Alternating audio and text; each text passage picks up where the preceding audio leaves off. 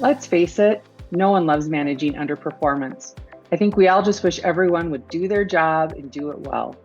At the Unstuck Group, we've worked with hundreds of ministry teams, and underperformance is a topic that comes up frequently. So today we'll talk through how to manage an underperformer. But before we get to the video, take a minute and hit the subscribe button below. Our goal is to help pastors grow healthy churches by guiding them through experiences to align vision, strategy, team, and action. We're here to help you get your church unstuck. So make sure you subscribe so you don't miss a video.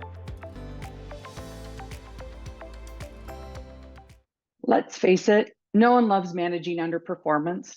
I think we all just wish everyone would do their job and do it well. And at the Unstuck Group, we've worked with hundreds of ministry teams, and underperformance is a topic that comes up frequently. So today, let's talk through how to manage an underperformer. And it helps if you have a pen or pencil handy, because I have 10 tips for you today. All right, tip number one, have the right motivation. You're about to have an uncomfortable conversation, but if your motivation is to help someone get better, it really makes that conversation easier.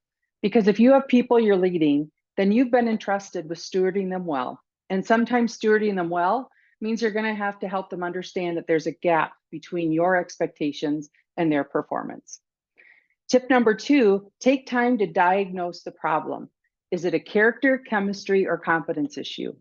Character issues include, of course, morals, but attitudes and behaviors.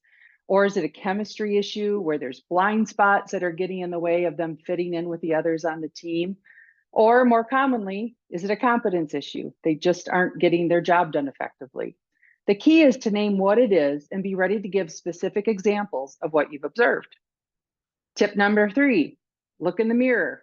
As a manager, step one is to look in the mirror and ask yourself, have you been clear about your expectations with this person? If not, then you're not ready to manage the underperformance. In fact, you can stop listening and then just go clarify what success looks like for this team member. But if expectations are clear, let's keep going. Tip number four, write it down. Document the conversation you're about to have. And why? Well, first, it needs to be documented anyways. But second, it helps ensure that you're leading a conversation that will be both clear and kind. And if you're like me, as soon as I enter into an uncomfortable conversation, I actually start putting myself like in their shoes and I start empathizing.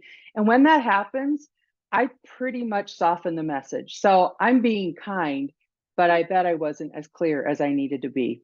So what I've done on some occasions is I actually write out the whole conversation. Sometimes I even read it to them to make sure that I am bringing clarity to the topic that we have to discuss. It's really for their benefit.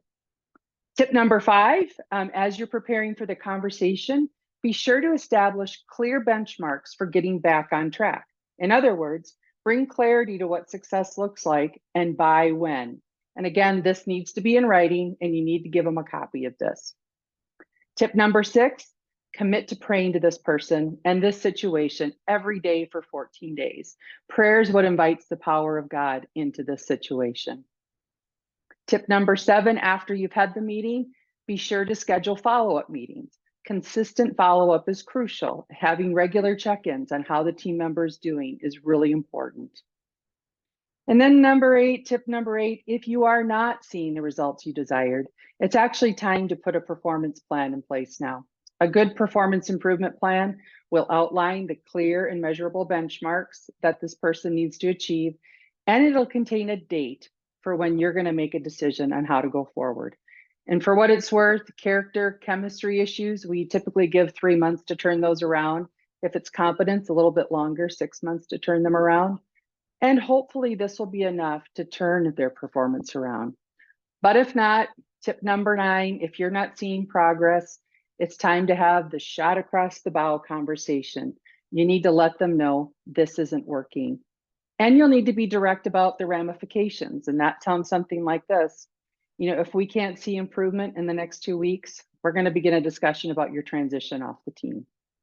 And tip number 10, if they don't turn it around, just make that termination timely. In other words, once a decision's been made, don't linger. Oh, and always seek legal counsel in these situations. But hopefully, by managing underperformance, bringing clarity to expectation, hopefully you'll never get to tips 8, 9, and 10.